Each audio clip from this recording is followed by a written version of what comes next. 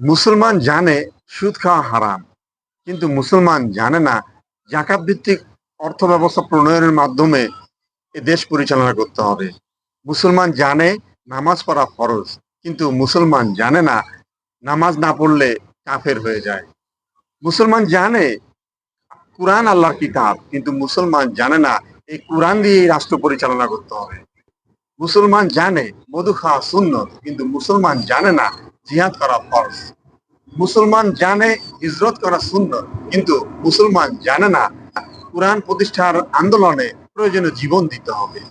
মুসলমান জানে হজ করা ফরজ, কিন্তু মুসলমান জানে না হজের আদর্শ বাস্তবায়নের জন্য প্রয়োজনে নিজের জীবনকে কুরবানি দিতে হবে। এই মুসলমানরা যেদিন জানতে পারবে সেদিন হয়তোবা অনেক দেরি হয়ে যাবে, সেদিন হয়তোবা আমরা আর থাকবো না। আমাদের এই ক্ষুদ্র প্রয়াস, আমাদের এই ক্ষুদ্র চেষ্টা পরবর্তী প্রজন্মের জন্য আমরা রেখে গেলাম।